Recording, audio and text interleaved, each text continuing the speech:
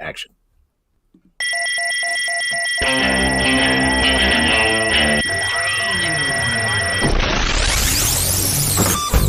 What is up, everybody? Welcome to Comic Book Club. I'm Alex. I'm Justin. I'm Pete.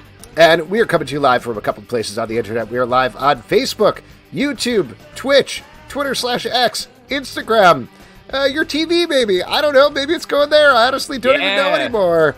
Wherever it is, maybe you're listening later on Spotify, Stitcher, or the app of your choice. We're very excited to have you here.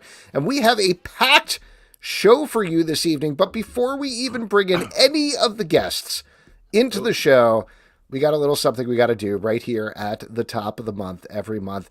We have people who support us over on Patreon.com/Comic Book Club. At the $5 and up level, we shout out a little bit of thank you to everybody. So we're going to read off their names now. I think if it's okay with you guys, I was going to go first. Pete, you go second, and Justin, all right, you great, go let's third. do it. Does that sound Thank good? you guys so much. Nice. All right, no problem.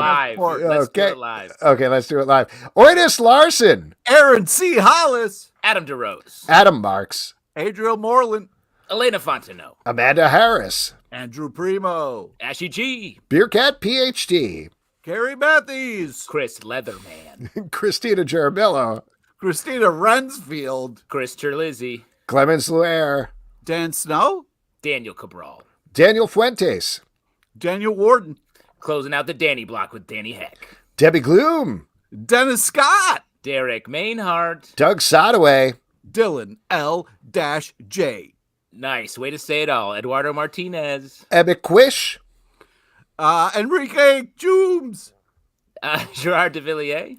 Ian Rainey, Isaac Carter, Jake Fry. James Connolly, Jason Donahue, Jeffrey Whaley. John George, John Henderson, Jonathan Jong. Jonathan McCool, Joshua W. Bronson, Joshua Wright. Julian Labato, Casey Newhaven, Kelby. Kevin Kleinrock, Kieran Broderick, Cody Thomas. Lawana Thomas, Lucas Sink, Mad Max Pliskin. Matt Tice, Matthew C. Hernandez, Matthew DePalma. Michael McAuliffe, Michael Tillman, Nelson Kelso Martinez. Nick G, Nick Grayson, Official CBC chef Brett Macris. Shouts. Stray Bullies, Omnia Soul Art, Oren Dix, Pedro A. Rangel. Provocative Ambulance, Rev Mikey, Robert Pedinato. Roxanne Tyler. Get my mother's name one of out my of your favorite mouth. people. Get my mother's name I out of love your your mom. Sarah Schottenmuller, Sarah Schaefer. Scott England, Stanley, Tamila Rush. Taylor Bryan, The Big Flood, The 12 Bench. Victor Perez, Will Buchanan, William Leach. Zachary Bachman, and that's where my list ended. Zika's Viral Viral Comics. Thank you so much, everybody, for supporting us. If you'd like to support us at patreon.com/Comic Book Club, it starts at $2 a month, very low. And not only do you get access to our very active Patreon Slack, you also get access to our back catalog of podcasts from 2011 all the way through 2023. That is literally thousands of podcasts, some of which And are now no longer. 24. That's 13 years. No. I put up 24 at the end of the year. They'll get access. Oh, really? At the end of the year. Yeah. Wow, okay. I don't put Yeah, them up look, constantly. You learn how the business. My time is at a premium, Justin. Come on. I know that's true. Comic Book Club news is so short. You got to go. I know. I do gots to go. And you got to go support patreon.com/Comic Book Club. We really appreciate everybody who supports at any level. But we got some great guests for you here. Let's get into it. Yes, let us get into it with first one of our favorite guys to talk to. Very excited to talk to him about his recent foray into the Energon universe for Skybound and Image Comics. Joshua Williamson, everybody. Hello. Hey! Welcome. So good to see you. So excited to talk about this stuff. You are, I don't know, I mean, we'll see how it expands. You're the greatest. But you're also one half of the architects right now behind the Energon universe. Kicked off with Void Rivals, went into Transformers. We had Duke #1 last month, and this month we're getting Duke #2, which is kicking off the G.I. Joe part of the universe. And Cobra Commander is coming up pretty soon as well. Before we get into that, though, I did want to mention every week we have Brett Macris, who we mentioned earlier, is a professional chef down in New Orleans. He is launching a new restaurant this month that I'm blanking on the name of, but Justin, you probably remember a convention in a minute. It has not been announced yet, so we shouldn't say it. But okay, there we go. Man. Anyway, he either curates or designs a drink, and this week he designed a drink based on the Joe books, a Yo Joe. It's rye whiskey, limoncello, and a lemon rind. And it is delicious. It is a real American hero of a drink. So there you go. That is awesome. I love whiskey. So that is definitely a drink for me. Thank you very much. That's awesome. I will totally make that and drink that. My wife got me a bunch of whiskey stuff for Christmas. So yeah, I love drinking whiskey. So that's awesome. Man, that's right. Awesome. Well, another delicious cocktail from Brett and some delicious comics from you. So let's jump into them. I want to talk about just generally coordination. Oh, hold on. Coordination first. We talked to Daniel Warren Johnson about this a little bit about Transformers, but obviously you're expanding and you're changing on it. So what is involved there behind the scenes when you're putting this stuff together? It's a lot of talking. Like I was curious when you said I was one half of it, and I'm like, who's the other half in your mind? Is it just Daniel? Because I'm like, dude, there's a lot of people. I mean, it's me, it's Daniel. You know, it's Robert Kirkman, it's Sean Makowitz, who's the publisher of Skybound, and then obviously like Tom Reilly, the artist on Duke. I mean, there's a lot of people that are involved in these conversations, and it's really just that. It's a lot of us. Just it's like the coolest job in the world. You get to hang out with your friends and talk about characters you like. I mean, like, what is, better than that? I would say, like, I think there's, with characters like this, I feel like in the past, there are comics about them, and it feels like they're sort of just towing the line. But it feels like this Energon universe that you guys are launching is going hard in every direction. Like, it feels, it's more emotionally intense. It feels like the characters, the heroes are losing at the start. So like, how did you sort of get those bigger swings to be the launch point for these books? I mean, I think for all of us, we were already kind of obsessed with these properties before we got the jobs, Like, I mean, for me, it's like I had been talking to Skybound about this book for years, like a long time ago. Like, I mean, I have a 4-year-old son who's like running around like a crazy person, and I was talking about this like long before he was born. Like, this is my third office since I started talking to them. So it's been like a while, right? And, so for us, like with the idea of just going hard, I mean, it all starts with Skybound. Like Skybound just had like a really good relationship with Hasbro. They said like, we want to go hard. Like we want to do really big ideas. And, this is true when you come onto any property. It's like you want to go in it, you kind of have to take ownership a little bit. And when you're taking ownership of it, you have to be able to say like, I'm going to do things that are going to make this mine, and the ability to kind of like, you want to add. Like I always love adding, right? So you want to add, you want to take things, you want to go bigger with it. And Skybound really approached it with like, we have a plan, like a big plan. We're not going to treat this as like a throwaway thing. This is really important. And actually, even before I like officially started working on it, that was something I heard from Skybound a lot. This is really important to us. And that's not to say that the people that had the license before, it wasn't important, because you could see the body of work. It was clearly important to everybody, and everyone that's worked on it was a big fan of it. We just approached it with like, we all had a plan. And again, I was already obsessed with it. I had a notebook. I had a G.I. Joe notebook full of G.I. Joe ideas like a very long time ago. And so it was like when I started hearing the stuff that Robert wanted to do, it was very much in line with stuff I had already been thinking about. Like I had been thinking about like, if I had an opportunity to relaunch G.I. Joe, this is what I would do. These are the things that I've been obsessed about. And I was like parts of Cobra, parts of G.I. Joe that I was always curious about. And a lot of it really came down to the origins of it, right? And like, how do these things start? And the fact that's where they were kind of coming from, like, I mean, really early on, one of the early meetings, Robert, he called it like Ultimate G.I. Joe. And that's how I was like, okay, I can clearly wrap my head around that, right? Like, I understand exactly when you say that, like, we all kind of know what that means. So it was like, okay, cool, we're approaching it from that level. And yeah, it's just a lot of talks, dude, like a lot of calls, a lot of meetings, but all of it is fun, man. Like, all of it's just like throwing out ideas and being like, all right, I have this crazy thing. And then I tell them the crazy thing, and they're like, oh, that's awesome. Now what about this crazy thing? So it's been really fun. It's funny with the G.I. Joe property, because I mean, from my side, I'm obsessed with G.I. Joe, and like Daniel obsesses about the Transformers stuff.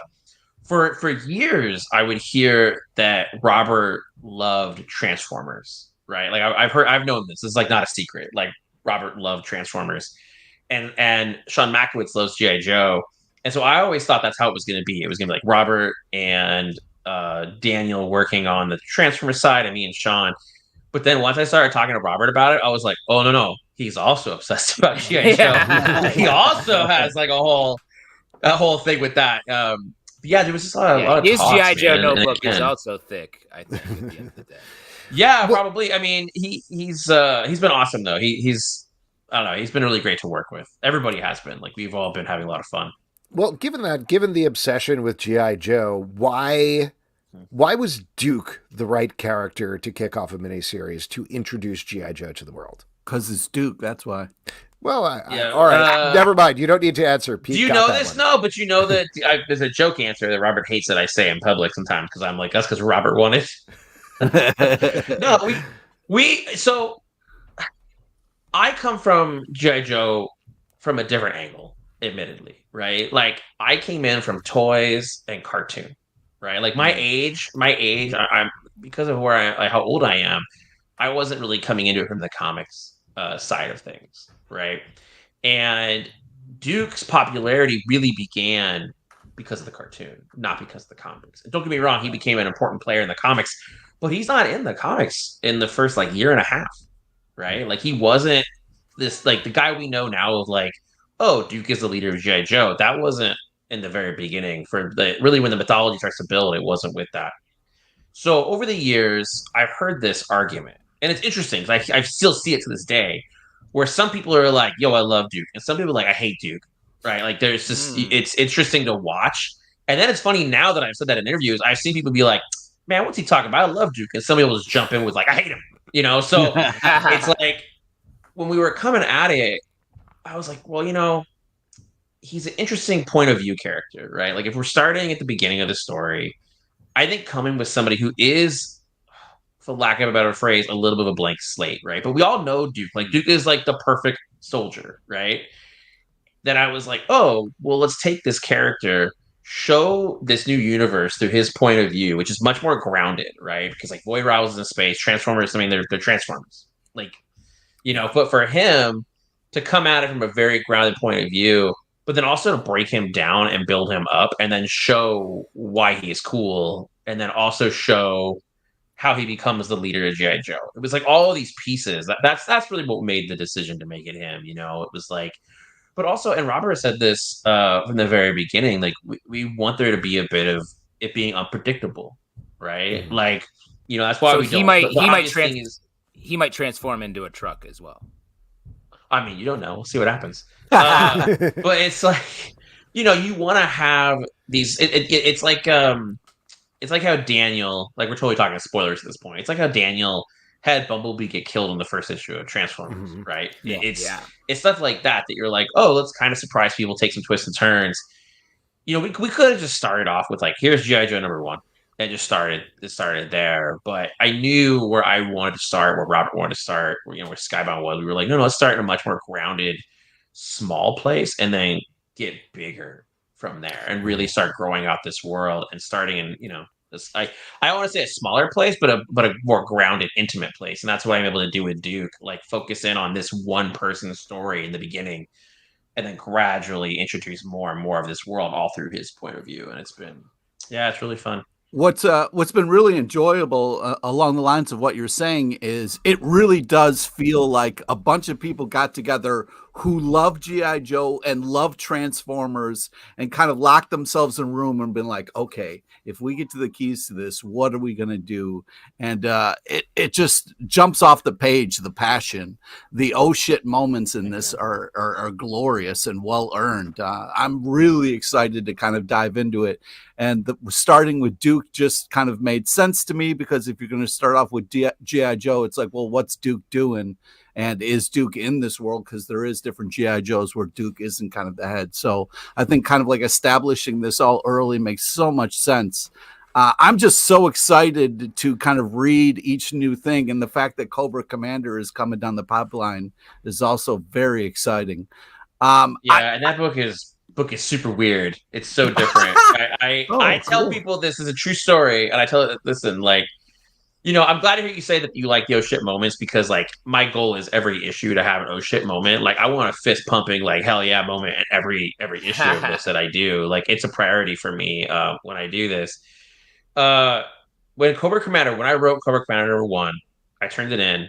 Skybound was like, we have a couple notes, and mostly it was like, let's expand these scenes out, which was one of the great parts about working with Skybound with this project was like, looking at it and saying that this is good, but we have to extend out scenes, like, so that means adding pages, which are like, a note writer, that that you never get is like, hey, this is great. More of that. More. Always the opposite. More pages.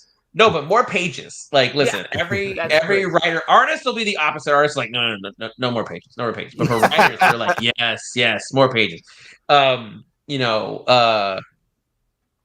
it's funny, Tom King and I the other day were talking about this. We were talking about page counts, and Tom's always like, more pages.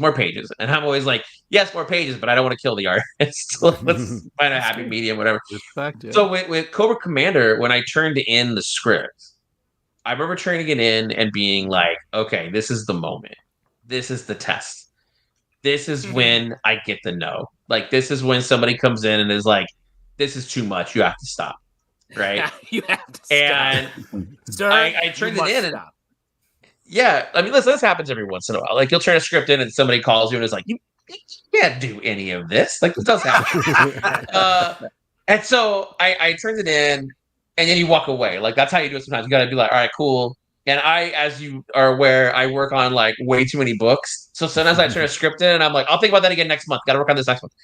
Like, I got to get over here. Yeah. So when I turned it in, I was like, okay, any minute now, somebody from Skybound is going to call me and they're going to be like, dude, you can't do any of this stuff. And then, because also Hasbro is going to look at it, right? And then Hasbro is the one, like, this is their baby. Like, we're babysitting their baby, right? So I'm waiting for them to come in and be like, you can't do this. And then Hasbro was like, no notes. Wow. Really? You got more pages and then no notes? That's like the no notes. And so I was like, oh, hey, dude, this is wild. All right, it's fun. And then same thing with each issue. Like, every issue, I'm like, okay, this crazy thing is gonna happen. This crazy thing's gonna happen. This is gonna be this like, oh shit moment, and let's see what they do. And they really trust us to really have fun with it. So Cobra Commander, it's very different than people expect. It's definitely like a bit of a horror book. It's a little weird. It's very different than I think people are going to expect. But dude, it's really fun. I have this dope Cobra Commander toy on my desk right now. This one. Oh, I love this one. It's pretty dope. This came with the Hiss tank that they had, the HasLab thing. It's awesome. I have it over here. I have a lot of G.I. Joe toys. Well, you have a lot of. He watches me here with two. Yeah. You have a lot of amazing things behind you. That nerd wall is epic. You said keep it on the comics. I was going to say this to you. So two things with this room. This room is huge. My office is really big. Like, I have like a lounge in here, and I have a bunch of other stuff. But there's so like, this is the DC section, and I have like a Marvel section. Like, I have all different stuff in here, and the G.I. Joe stuff is over here. But one of the things I was going to say to you guys, I love your guys' backgrounds, because it's like, Alex's background is like, I like Batman. Pete's background is like, I like comic books. And Justin's background is like, I'm the adult. I wish that was true. No, mine is I'm hiding from my children. A little bit adult, I guess. I do want to mention about Cobra Commander Schreikler here in the comments is commenting on, it's different from what you would expect. Is it a kissing book? And I know he's making a joke here. I will say, we got to look at Cobra Commander earlier today. And review thoughts are embargoed to a later date. But I will say, I agree. This is not what anybody is expecting for this book, I think. Is that in an exciting way? Yeah, I was curious if you had read it. Because I don't know. I know they sent some copies out, so I'm always curious about who's read what when I talk to people, So that's, all right, cool. Yeah. They won't, they told us to embargo review thoughts until later. But okay, cool. All right, all right, yeah. I told you it's just giving subtle thumbs up. Yeah. I mean, I think like it also it has a very different tone than Duke is the other part of it. Like, there's something that you're going through with Duke in terms of it's a conspiracy thriller series, or at least the first issue. That's very much what it was. Like you're saying, this is a horror book, but it's also, I think, something else as well. Again, I won't spoil anything, but cool differences. They were built to be parallel stories. Like, it's about two people going through similar circumstances, and then they're reacting to those circumstances completely different because they're different characters. Like Oh, Cobra Commander and I Duke love are that. two drastically different people. And when you look at both issue ones, they're both confronted with something and they both have missions to go on and they're going to handle it totally different. And that's a Yeah. big piece of what we've been doing. And so, yeah, I'm excited to hear people think of it. I don't know. It's been fun. I mean, that's one thing about it's been nice for us because like this has been a secret for a very long time. Oh, wow. You know, it's like this has been a secret for a long time. Like I actually so I'm still exclusive to DC Comics, but I was able to get permission to do this, and I had to get that permission a long time ago. I was gonna say it must have been years and years ago. Yeah, and so we were able to, they've been working on this for a long time, and it was like I always felt like it was one of comics' best secrets that Skybound was planning this and working on this, and it was going to happen, and then so when it finally got revealed they were doing this, and we privately were all like, this is dope. Like, I remember looking at stuff coming in and being like, this is amazing. Like, you see Daniel's pages and you're just like, oh, is this even real? Like, this is so cool, you know? And just knowing what everyone was doing and like seeing the art, seeing the covers before anyone else, right? Like just this private little group of people making comic books. And we were all so excited.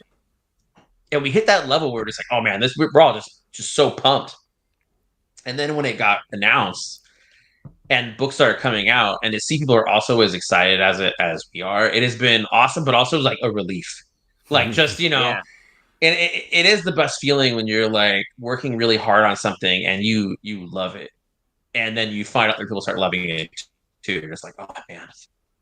It really it's awesome. Like I'm very thankful to everyone who's reached out to me and told me they like this stuff so far.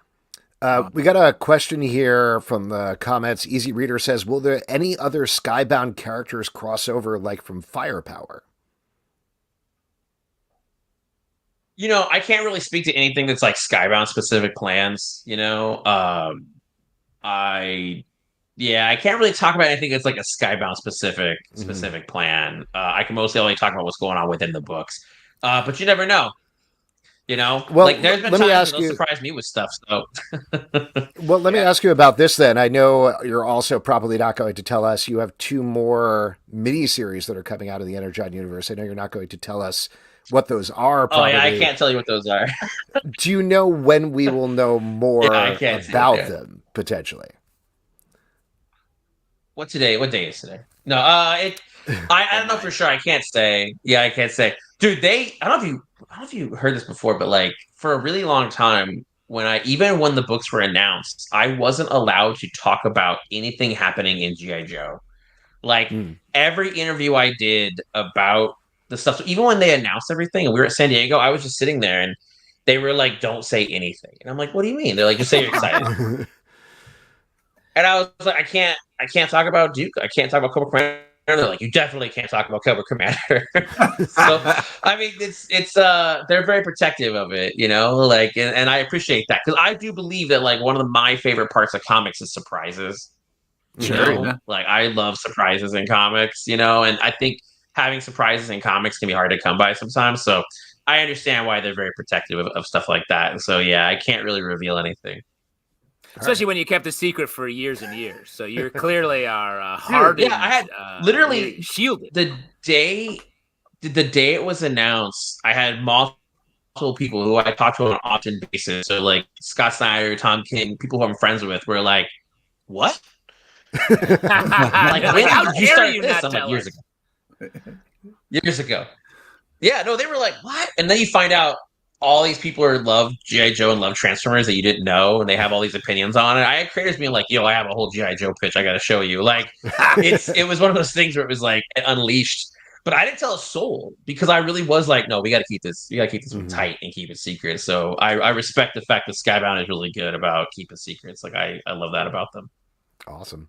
Cool. Well, listen, I know we got to let you go in a second. These books are so good. Well, one of them, the other one, review TBD. We haven't said anything. We haven't said what it was audio-wise or anything like that. We haven't, visually. Yes, we haven't given any. Visually, I don't know, but we haven't given. We're not embargoed from thumbs. Yes, exactly. Yeah. But I know you have a million other titles. We've been loving everything else you've been doing. Superman has been so good in particular, and can't wait to see what's coming up in that. But what else do you want to plug, if anything? Is there anything else people should be checking out? I mean, I still have a book called Dark Ride of Skybound. You know, it's a horror book. You know, that is still coming out. We're gonna be wrapping it up soon. So I'm working on the end of that right now. But yeah, I mean, in the DC stuff, you know, I still love writing Green Arrow, Superman, and Batman and Robin. Like I know I write a lot of books right now, but I'm actually really happy with everything I'm doing. And so I hope people will check them out. And you know, I'm just glad people are liking the books. You know, and anyone that's watching, thank you so much for supporting the books and for buying them. Awesome. I just have one question about Dark Ride. I was a huge Birthright fan. Yeah, and I feel like that had like it was like the story and then the twist.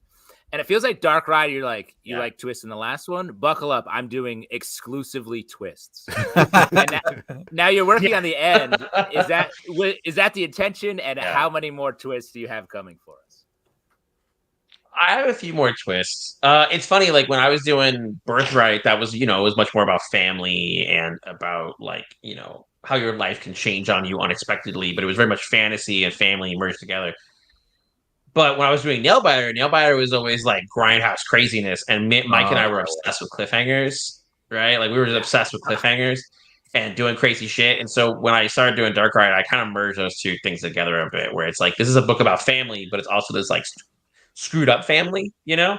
Mm-hmm. It's about screwed up family, it's about horror, it's about what even is scary today, it's about the amusement park, but then also it's me just being like, how can I surprise people? How can I make twists? How can I throw curveballs? And so it's actually one of the hard. It's probably the hardest book I write is Dark Ride right now. It's the same with Birthright. I think I told you before with Birthright, I would take forever to write the scripts. It's the same way with Dark Ride. It's the hardest book for me to write because I feel very passionate about it and like it's very personal to me. And so I spent a lot of time putting work into that. So yeah, I hope people check out. I mean, it's like, you know, with DC, I love everything I'm doing there and I'm really happy with it. But yeah, I hope people check out more Dark Ride and check out the trades that are out right now.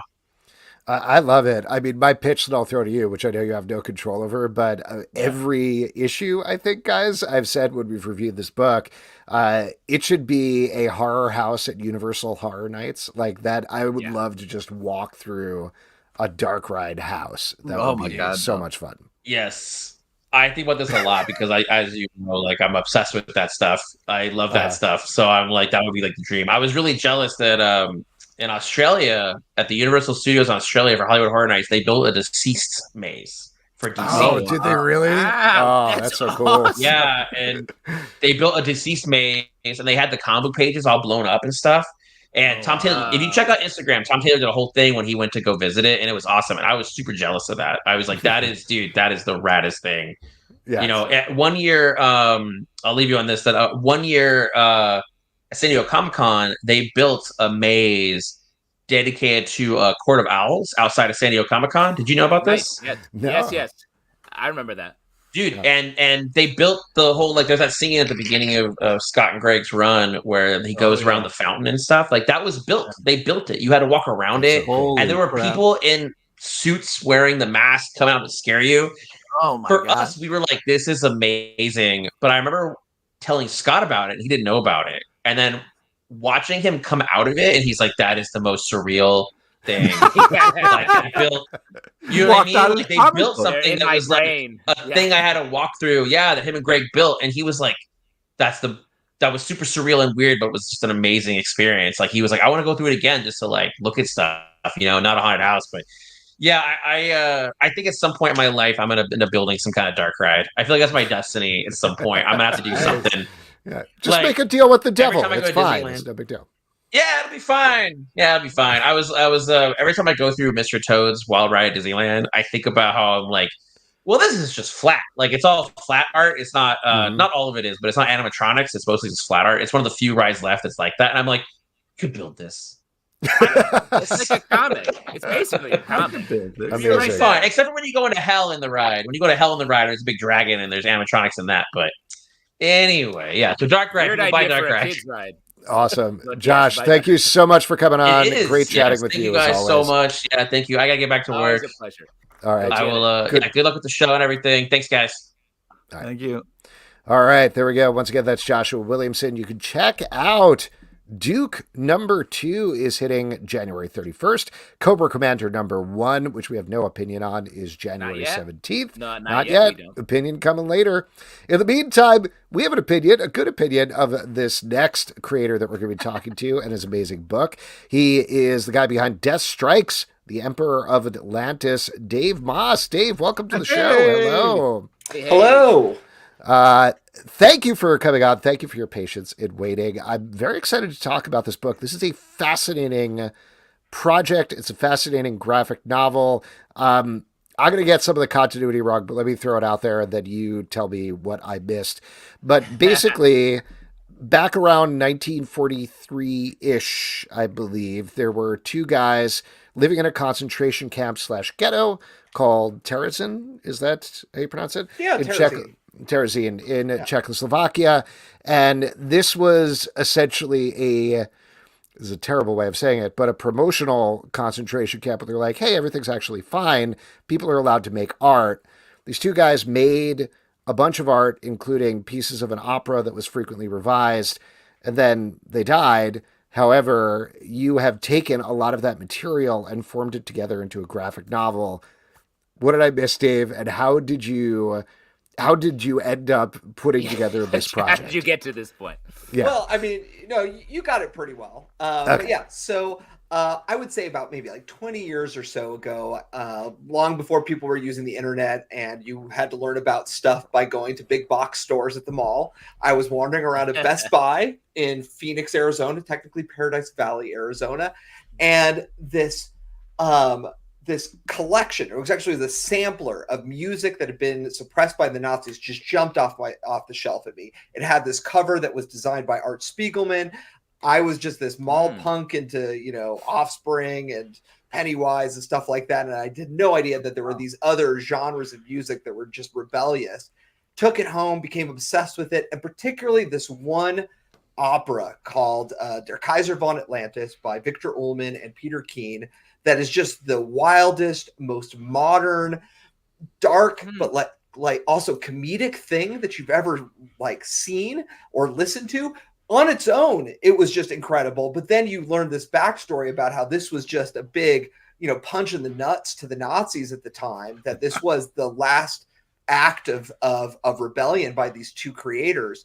And, this has just stuck with me. I think first time I mentioned I wanted to make a graphic novel out of this, may have been maybe about 2001.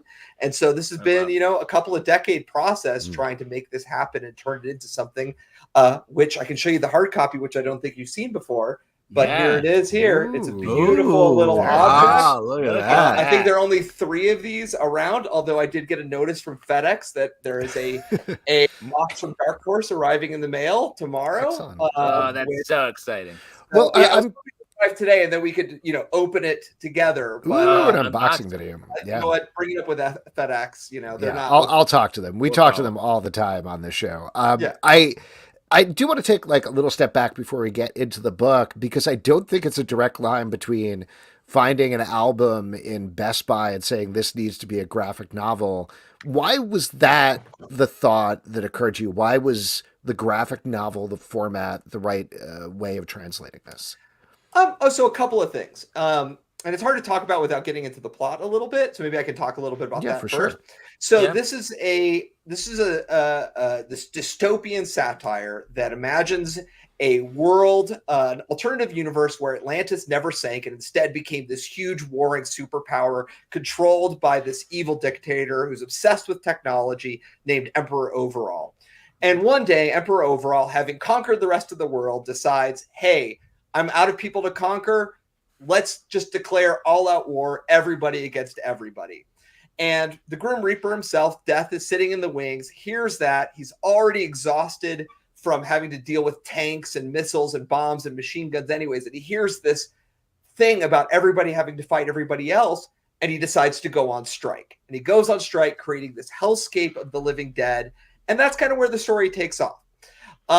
So you hear operas, you think Viking helmets and braids, you think convoluted stories with 5-hour romances. What you don't think about is this dystopian fantasy. Somehow there's Terry Pratchett and Neil Gaiman elements in there. There's some, zombie stuff going on. Like, how did this become an opera? And, 20 years ago, I'm thinking about this. I mean, I don't have like the wherewithal to go and produce, like a 10-part series. I know we were talking about, Robert Kirkman in the previous group. I'm not him, and neither was he 20 years ago. But graphic novel is a medium that really works in terms of being able to take something very imaginative that would take a ton of special effects to produce in a, cast of thousands or whatever, and actually, adapt it. But one of the reasons that it works so well is that it turns out that the poet who wrote it, Peter Keene, actually was an illustrator on top of being a writer. So he's drawing all of these things. He's writing all of these things. And we actually found a comic that he drew about the production of this opera, illustrating how frustrated he was with all of the edits it went through. And you'll actually find that comic in the back of the book. And so I think why it works so well naturally is because we're dealing with source material that is based on somebody who has those sensibilities already. Has this opera ever been mounted? Like, is there a performance that has ever happened? So the opera kind of disappeared from about 1943 to the mid 1970s. There was somebody who rescued it, who kept it in his attic or something. It's really unclear why he never handed it to anybody else until the 70s. But the guy who rescued it, who had also been in the concentration camp, passed it over and found this British conductor, composer, to piece it together and try to make an opera out of it. And so the first time it was staged was in the 1970s. The BBC made a very, I would say, somewhat campy adaptation of it. They ran on television. You can't find it anywhere. I went to a library to see it in Basel, Switzerland. Wow. But it is usually produced maybe like once a year. There'll be some place, some company will stage it. And so if you're lucky enough, you'll be in that city at that time and your night will be free and you'll get to go see this brief little opera. I saw it in the early 2000s at Arizona State University when they produced it. There are some versions of it on YouTube. But, in the end, it's like a great story. But unless you're versed in the medium of opera or can appreciate German, you're not necessarily going to get the full, it's not going to resonate with you as strongly. So taking it to this other medium is going to give it a wider audience and take this story and help people connect with it a lot differently. Well, one thing, and I haven't seen the other version, so I don't know if this is true, but I was really struck by when I was reading through it is, like you're saying, it does have this very Terry Pratchett, Terry Gilliam, all the Terrys type tone to it. It's very satirical. I was super surprised to learn in the back matter that you have this Emperor character, but it's not supposed to be Hitler. And the situation, obviously, it was before they really knew the full scope of what was going on in the concentration camp, so they're not dealing with that. But it does feel like either through the script or the art or the coordination there, that you make that a little more blatant, because from the first couple of pages, you have this very cabaret style character wandering through the streets as there's piles of bodies there against the wall of what clearly looks like a concentration camp, more like an Auschwitz, perhaps, than a Terezin or something like that. Correct me if I'm wrong about it, first of all, but what led to that choice, if that is what you were going for? Well, what we were actually going for, so everything that you see in the book is taken from some sort of artifact or architecture or some sort of drawing. Like we went out to Czech Republic, we photographed everything, we visited all the museums, we met with all sorts of experts, and we grabbed, we were able to find artwork by Peter Keene. And so we were very careful about making sure that the book and the artwork of the book reflected real places, real locations. And so when you look at Terezin, when you look in the first few pages, you see this very angular, huge walls sort of, place. And that's what Terezin looked like this ghetto concentration camp. They actually took this fortress town. The Nazis took this fortress town that existed for more than 100 years before they came in and invaded Czech Republic. And so we took that, we built it out a little bit more, we added some more details to it, but everything in there is based on something we actually saw. Emperor Overall has this tower. We were looking for what should this tower look like? How are we going to invent this tower? And we did look at these Nazi flak towers, as they're called. So Hitler had built these really ugly towers, as battle armament. And so we use that as the structure to build, where this emperor lives. So what it reflects is us grabbing, if it connects to Hitler and the Nazis, it's because we grabbed architecture and historical artifacts from the time. But you're right, those guys who were in Terezin, they knew the Nazis were terrible. They did not know the full plan of the Third Reich. In fact, nobody knew what the full plan was of the Third Reich until the Nuremberg trials, and all the pieces started coming together about how horrible the Holocaust was. Yeah. And I don't say this dismissively at all, but there's nothing really subtle about the satire they're doing there. Was the point when they were doing this, was it to really rail on the Nazis and put it out there, or were they hoping that they wouldn't get the very light subtext that's under the text? I think these two guys were just fearless and uncompromising, and they wanted to see what they could get away with. So there are various versions that survived the Holocaust. In fact, there's 3 that we were able to look at. One was a handwritten libretto. One was the handwritten score. And then there's this typed version.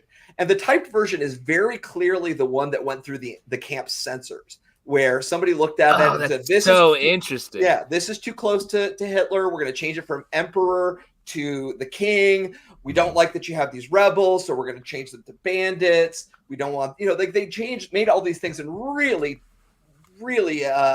dulled it down quite a lot. And so it's interesting to be able to see the progression of the text. So, I do think that, they weren't pulling any punches when it came to the Nazis, but they weren't pulling any punches with the irreverence for the situation that they were in. They, they were facing death every day, and they were like, we're going to make humor out of this. And I have a feeling that it was even probably a little bit much for other people in the camp to look at, because it really, it's very darkly comedic in a way that kind of makes you uncomfortable sometimes. I do think that's, though, a little bit, not to speak out of turn, but a little bit part of Jewish humor in a certain way. Like, I don't think it necessarily goes as far into that, but I assume you're probably familiar with the stories of Kelm. I don't know if other people listening to the podcast necessarily are, but it's basically a town full of stupid people, and that's the whole joke. And it's just all these fables type stories about the ridiculous things they do.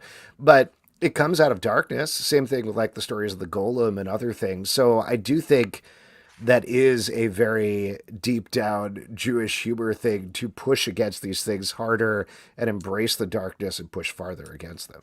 Yeah, exactly. And that's what we were trying to go for in it. So I'm glad if you picked up on that in our book. I have a question about the censor.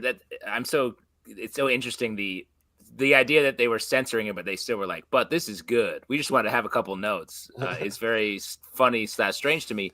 Did anything from that censored script influence your writing your making of the book over the course of it? Not particularly, and I should note that it's unclear how the censorship worked. So, keep in mind that the way the Nazis structured this camp is that they set up this kind of self-government, as they called it, where there were this council of Jewish elders who were in charge of administrating a lot of stuff, but these Jews were basically charged with enforcing Nazi edicts, or everybody would be punished. And so probably what happened is that this document, the script, had to go in front of other, Jewish officials who were looking at this and being like, well, what's going to happen if we don't censor this? Are, Nazis going to come in with clubs and beat us all? So they came in and they were like, let's just try to get this as, as bare minimum as possible, where we can keep the script. No, we didn't keep any of that. I was really looking for what was the original intent. And so we went really back to the score and the original handwritten libretto itself. We were working off those to really, get to the core, and to, when you open the book, you're going to find in this comic where it shows, the author, Peter Keene, has this version of death, of what he thought death should look like. And it illustrates death, this imposing, scary figure. And then over the course of 6 panels, the composer comes in and trims a little bit of the robe. The conductor comes in and adjusts the hat. Censor comes in and knocks off the hat. Then eventually, by the end, he is just sort of illustrated that this version looks like a ballerina at the point. That Death is no longer a scary figure. And we were like, we want to get back to that scary figure. We want to be very conscious that if there was a seventh panel that illustrated our graphic novel, we wanted that seventh panel to look more like the beginning. Like we were returning it back to, giving it the teeth and the bite and the criticism that that was originally intended. Now, I think this question is going to be teeing you up a little bit for something that you talk about in the back matter. I don't know if you've seen Zone of Interest yet, the movie that's out, where, for anybody who doesn't know, this also deals with Holocaust and World War II. It's set at Auschwitz instead of Terezin, but it's about the head of Auschwitz who lived with his family right outside of the concentration camp. Without getting too much into that movie, there is a very important moment that happens in there about people creating art in the middle of Auschwitz. Tying it into this, I'm wondering why you think this is bubbling up now. And part of it might just be coincidence that you have your graphic novel, Zone of Interest is out, and it's part of the conversation. But why do you think it is that folks in the modern era in 2024 are so focused on talking about this art that came out of this very dark period of human history? I mean, I'm not really sure. I mean, we're about 80 years out, right? So we're hitting some major anniversaries, and we're now losing all of the living memory of it. There's only a handful of survivors left from Terezin, only a handful left from Auschwitz, and in another 5 to 10 years, there won't be anyone. And so there is a bit of a push right now to make sure that things are preserved. And there are, various polls and surveys that are done by Pew and anybody else that is starting to show that, youth have no idea about the Holocaust. They have no idea what World War II was like. And that's starting to scare people, and that we're losing this, memory as a culture. And so I think that might be pushing it a little bit. I don't know if that's really necessarily why this book is out there. I mean, I was looking towards the anniversary of the book, but this is, if I could have put this out 10 years ago, I would have put it out 10 years ago. You just have to look at where you are in your career and when you're able to get it all together. So, yeah. What else, if anything, do you want to say about this book? I know we've covered a bunch of things here, but is there anything people should be paying attention to when they read it, things that might be under the radar that they might not catch up on, that you think are important to point out? Yeah. Well, one thing I like to just sort of emphasize to people, because when we're talking about, a book like this and you start talking about the Holocaust, people go to a certain place and they start thinking about Maass and they start thinking about the Diary of Anne Frank. And I don't want people to get in that headspace and think that this is like a Maass book. Like, this is going to be closer to like a Neil Gaiman kind of book than it is going to be an Art Spiegelman Maass kind of book. And, Karen Berger was our editor on this, and it's coming under her imprint. And so hopefully that this is not a Pantheon book or anything like that. This is very much a comic that, if you like comics and not necessarily nonfiction comics, you're going to be into this. It's literary, but it is fantastical. But as you're going through it, like, this is designed for you to be able to read it multiple times. I think it probably only takes like 45 minutes to an hour to get through it the first time, but you're going to miss so much on that. When you start looking at the background of the panels, you start seeing the details. Each one has some sort of meaning and connection to something in history.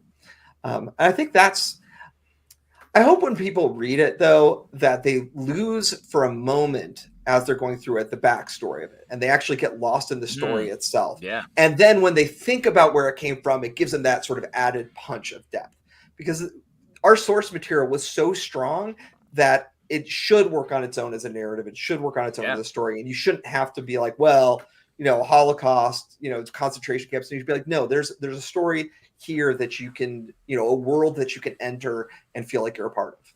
Yeah.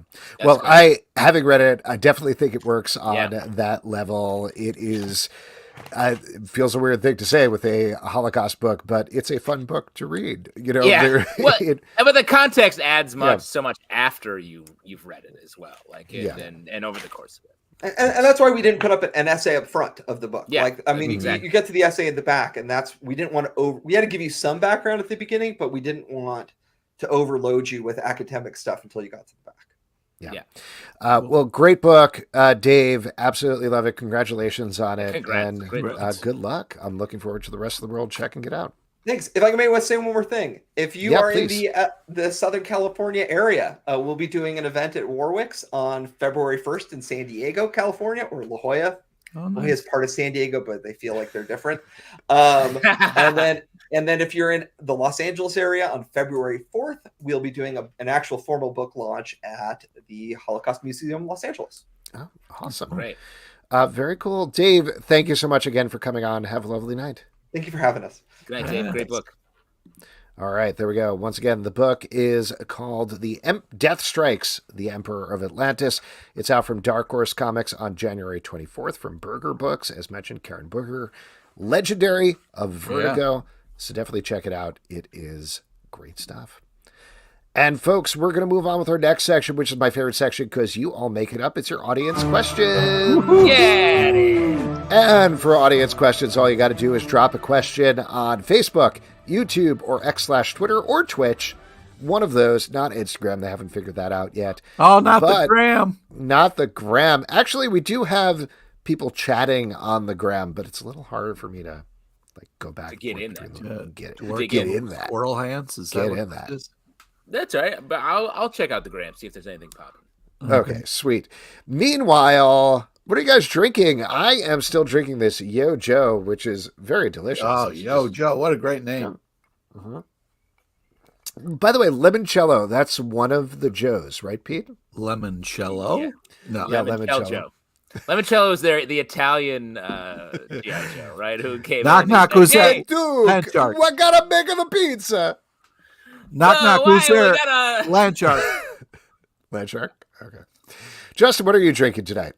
I made myself Landshark. I made myself a Negroni with a habanero infused Aperol that I made the other night, and man, it is good. Who are you? I'm a fancy man at home. I'm a fancy man at home, is what I am. Well, congratulations. We got a question here from Easy Reader. Have any of you watched Echo No, yet? I should be doing that right now, but it's not on. It's not on until 9 p.m. It's not even 8 p.m. yet. 6 p.m. No, 6 p.m. PT.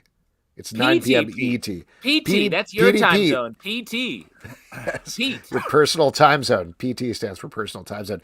I have seen the first 3 episodes. I know Pete's not going to want to hear my opinion. Do you want to take off your headphones, Pete? No, don't say anything, you fuck. I'm going to say something. I'm going to say something. All right, fine. Yeah. Not great. I think it's the action. People are going to really like that because it's very reminiscent of the Marvel Netflix shows. Alakwa Cox, great as the lead. The rest of the cast is really good, but you can feel the choppiness from the editing, which is something that you should never feel when you're watching a TV show. There were a lot of rumors that it was 8 episodes down to 5, but whether that's true or not, you can feel that. The first episode, spoilers, I guess, but it's legit a clips reel for Hawkeye for most of the running time, which is insane. Well, yeah, I think it's heavily re-edited. That tracks with that. But I feel like they changed the tone of it from perhaps a more Hawkeye tone to this harsher Marvel spotlight or MCU spotlight tone. It's a bummer because I think a lot of the pieces are there, and the idea of having indigenous voices in there, putting hearing impaired people to the front, all of that, it's very well intentioned. It's good, but it just, again, based on 3 episodes, it doesn't quite come together, which is a bummer, but I'm going to watch the last 2. Pete, you can put back on your headphones. There we go. Yeah, I'm psyched to watch it either way. Yeah, you haven't seen the whole fucking thing. No one wants to hear your opinion yet. I mean, clearly at least one person did, so there you go. Pete doesn't want to hear the opinion. In fact, he doesn't. He didn't do it. Yeah.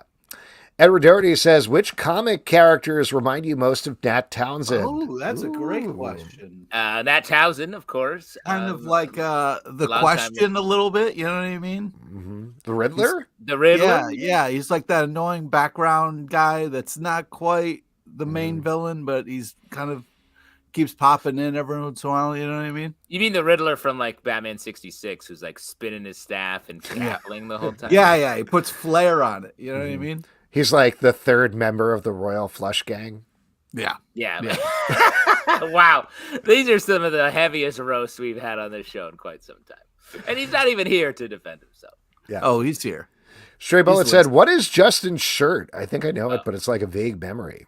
Great call. Black Gold, a coffee shop and record store over on Court Street in Carroll Gardens area of Brooklyn.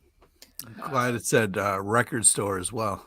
Speaking of record stores, Scheuchler says, "What are your favorite comic book themed albums, or what comic book should have an album made?" I don't know if this is specifically comic book themed, and I don't have it yet, but they put on pre-sale the Scott Pilgrim Takes Off vinyl album of the soundtrack, and it comes with a bunch of memorabilia, including, slight spoiler for the show, but a playbill for Matthew Patel's show. And I was like, I'm ordering that. Click. Yes. I'll take one of those. My money now, please. Thank you. I mean, Scott Pilgrim, the animated show or the book, is a great idea for a themed album. The movie soundtrack, also great. I feel like, I'm trying to think. Pete, what do you think? Mouse Card? I'm thinking in the epic fantasy, Led Zeppelin. Well, that makes me think of Murder Falcon. Murder Falcon. Oh, Murder Falcon album would be good. Oh, yeah, that would be unbelievable. Yeah. Yeah. Like a play along situation. We got one more here from Edward Doherty. Have you seen on Twitter people comparing traditional flat colors with modern colors? What are your thoughts? And color is spelt with a U. I have not seen this conversation at all. That's an interesting one, though. What do you guys think about that? Flat colors versus modern colors? Well, I also haven't seen this, but I would imagine, the color palette and the digital color palette is so different than the 3-color funnies as they were known back in the day. 4-color, right? Or 4-color, I guess. Yeah. Well, 3-color before that, before they got to the 4th. 2 colors first. Then it was one color harder. Just black. Originally, it was just like a wash of black on a page. No images. Figure this out, true believers. He'd come to your house because you also couldn't read the words. He'd be like, "I'm in your house. I'm Stan Lee."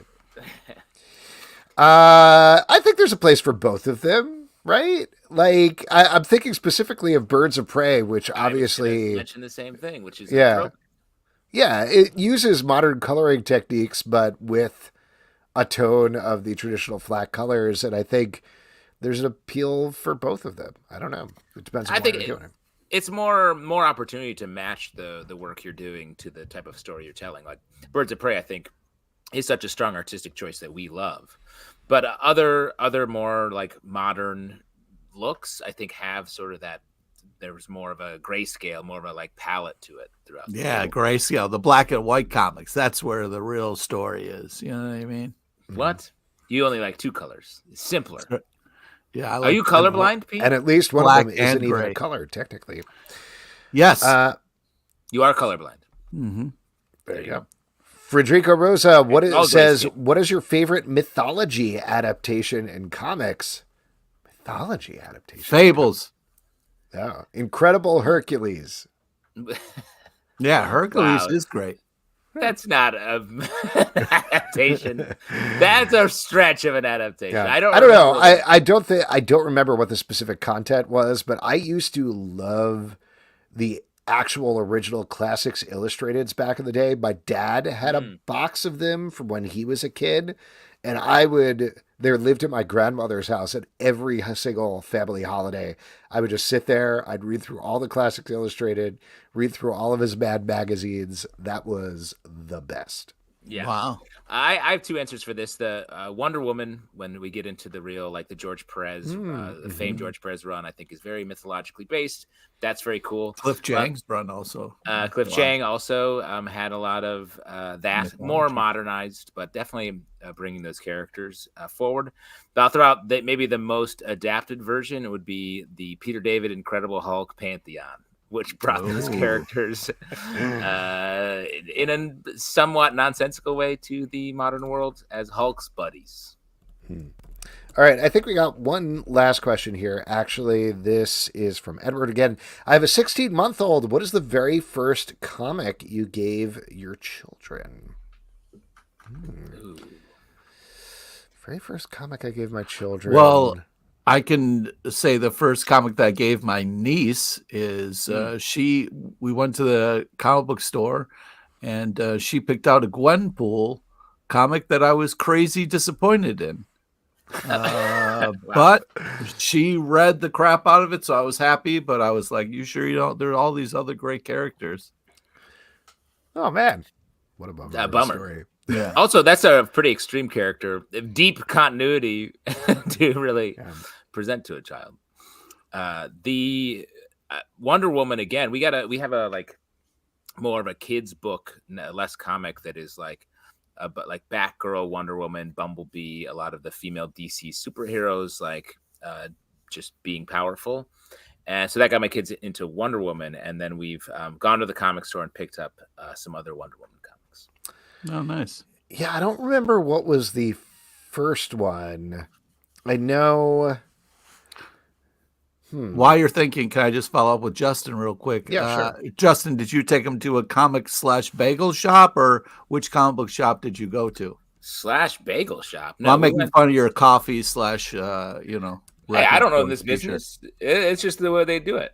It's nice. Get people into the coffee and sell them some records. Great business model. This place has been open for like a decade in Carroll Gardens, Brooklyn. That's great. Enough with the commercial. Answer my fucking question. But yes, I did go to look. There they are, dressed as Wonder Women. I handmade those costumes last year. I remember the first one. It was Small Favors was the first book. Of course it was. What was the comic shop though? What shop did you take them to? What is this? Are you trying to bust me? Yeah, what are you doing? What is this? There's this comic book store in Crown Heights that I believe is called Nowhere Comics. That is Anyone great. Comics? Anyone, that's what it is. Yeah. And they just move locations. There you go. They're keeping you guessing.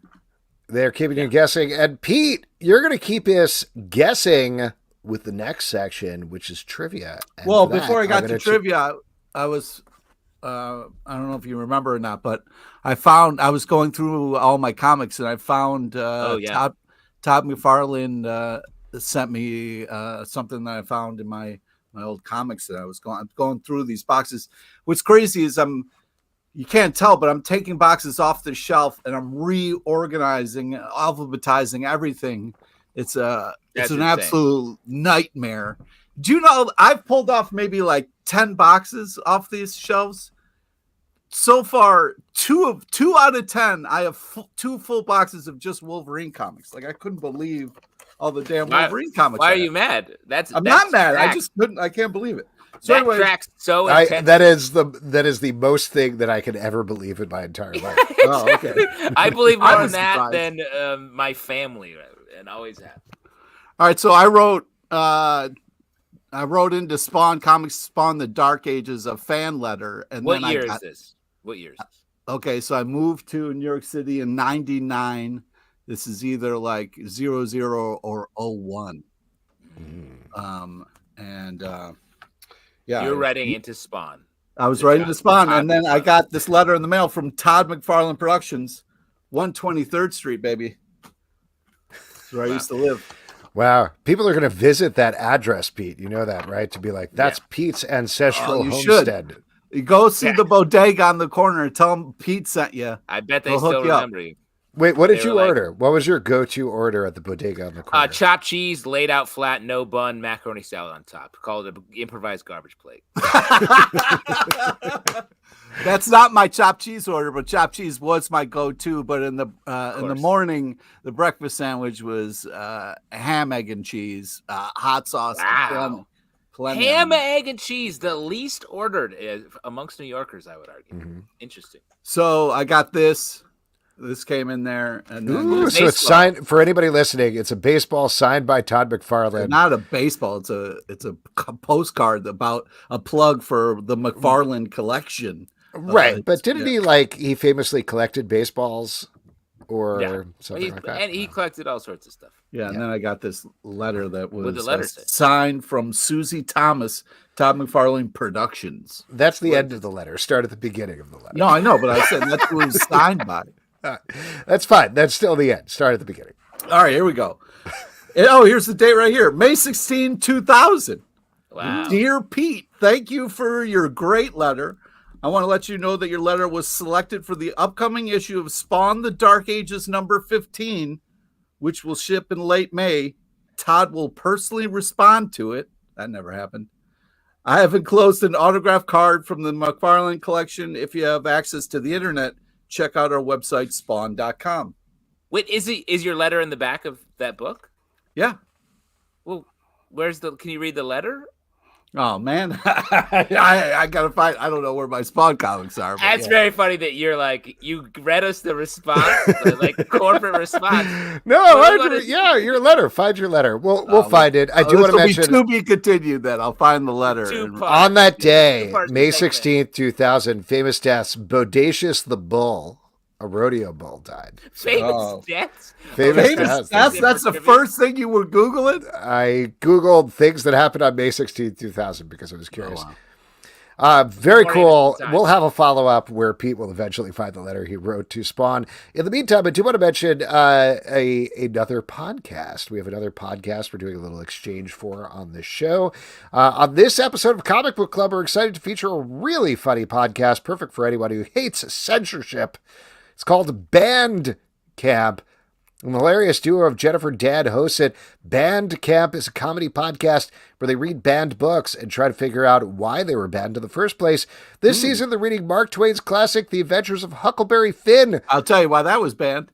I know some reasons. Yeah, I have some reasons as well. I also know why Mr. Hamburger, my English teacher, got very mad at me for my feedback on that book. None of this is in the script they sent us. Sorry, one chapter. You said Mr. Hamburger? Mr. Hamburger. Not made up, not actually a hamburger man. I have some questions after the ad read. Okay.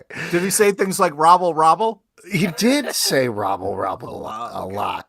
You know what I realized the other day? It took me many decades to realize that the Hamburglar said robble, robble because he's robbing hamburgers.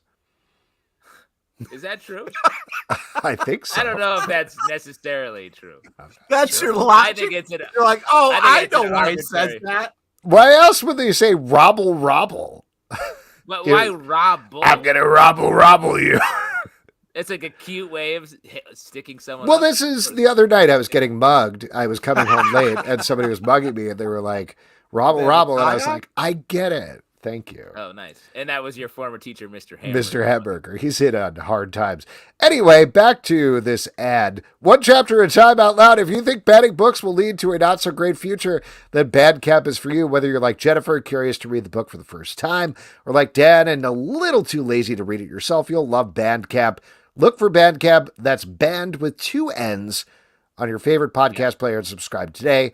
Let's get band together. Oh, isn't that nice? Nice. I love it. Great. Well, did you have questions about Mr. Hamburger? Or was he just made fun of constantly?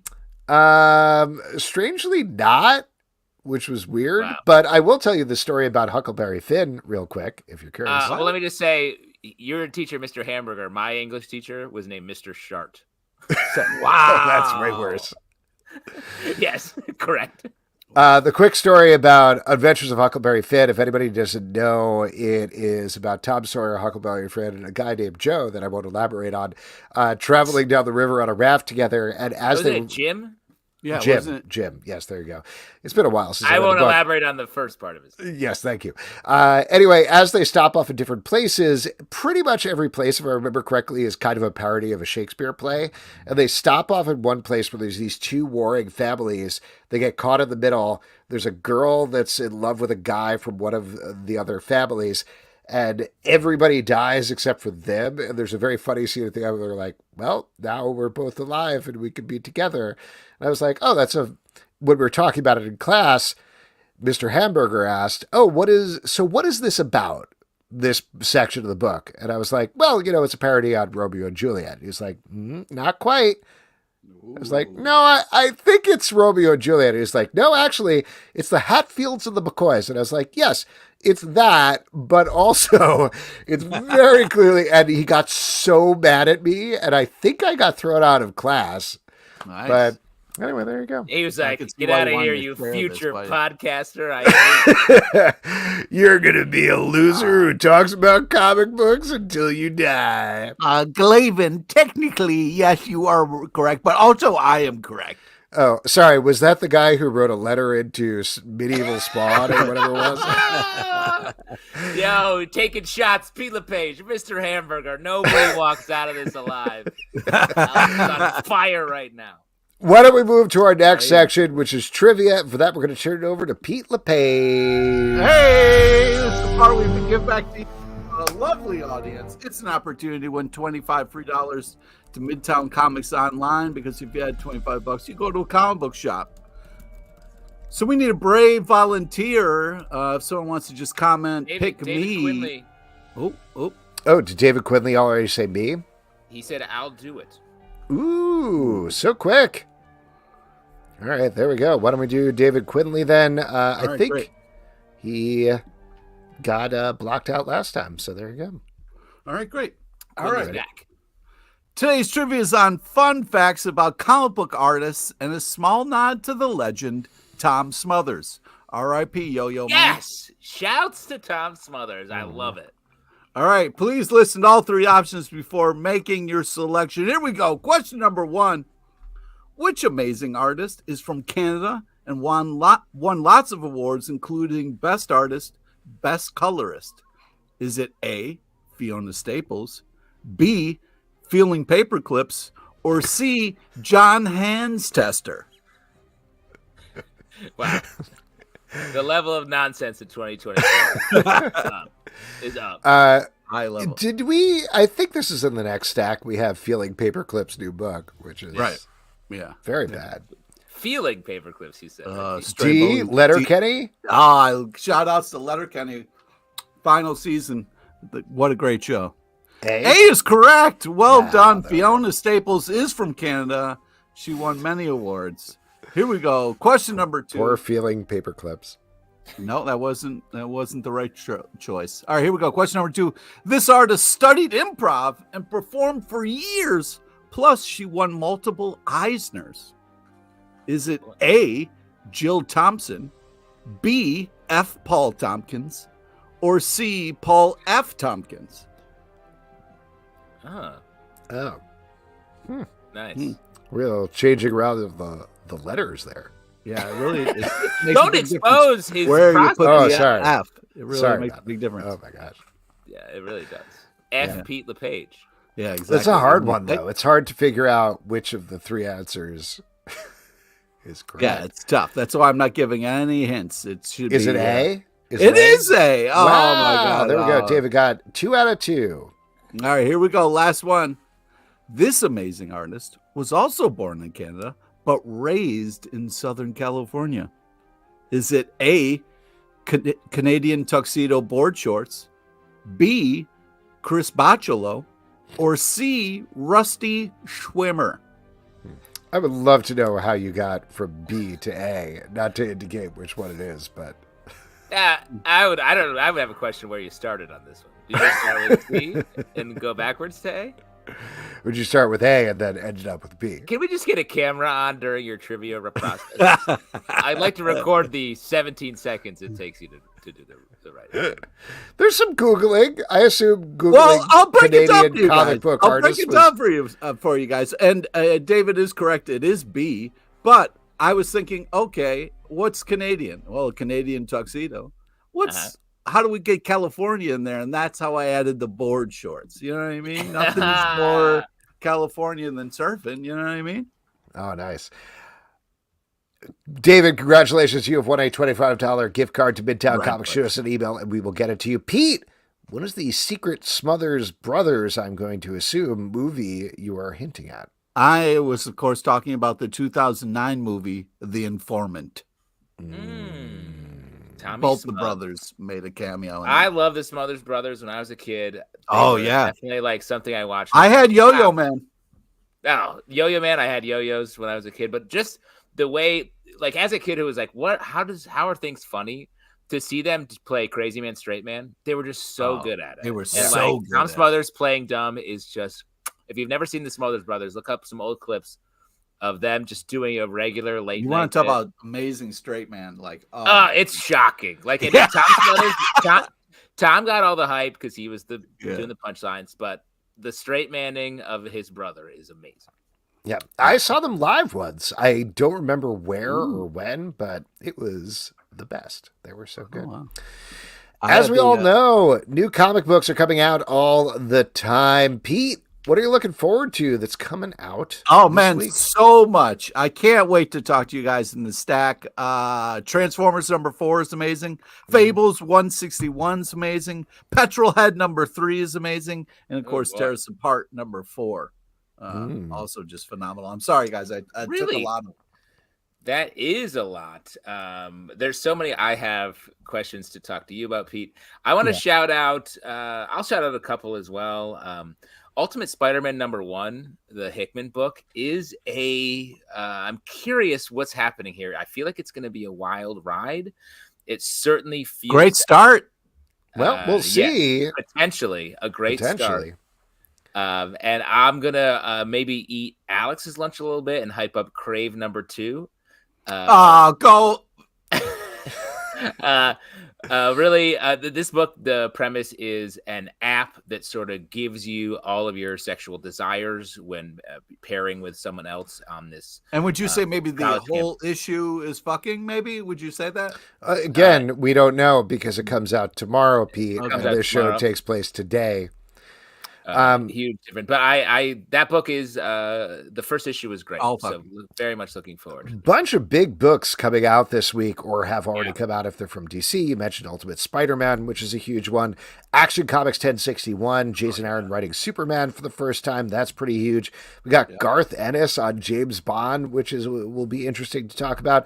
Rise of the Powers of X #1, continuing the end of the Krakoa era. Should be big as well.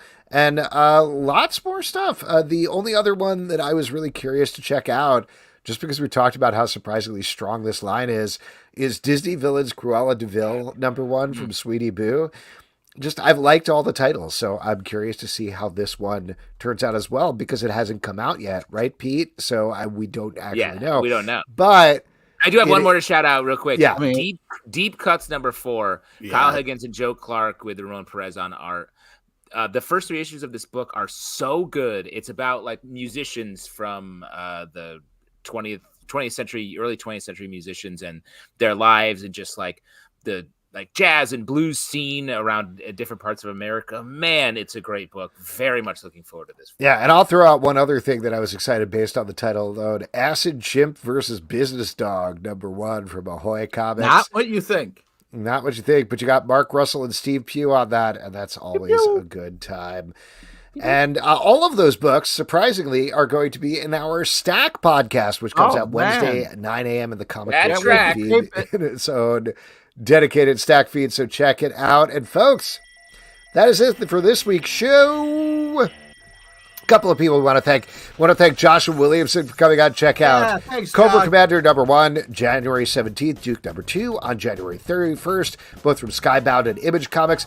Dave Maass, we're talking about Death Strikes, the Emperor of Atlantis. That is out from Dark Horse Comics on January 24th. Next week, I plugged this last week, but it's actually next week. Mid Lee is going to be here to talk about Enlighten Me, and Charles Soule is going to be here to talk about Star Wars, 8 Billion Genies, and everything else he's working on. Don't forget to check out Comic Book Club News every day of the week for a quick hit of comic book news. Marvel Vision, our Marvel podcast, we put up our What If Season 2 spoiler review, so check that out. Patreon.com/Comic Book Club to support the show and all the shows we do. Don't forget to subscribe on Apple, Android, Spotify, or the app of your choice. At Comic Book Live on Twitter/X. Comic Book Club Live on Instagram and TikTok. ComicBookClubLive.com for this podcast and many more. Until next time, good night. Good night, folks. Later. And occasionally they let that special guest speak. So grab your written hammer. Don't be late for it, 'cause their girlfriends can barely tolerate it. Comic Book Club. Comic Book Club. Comic Book Club.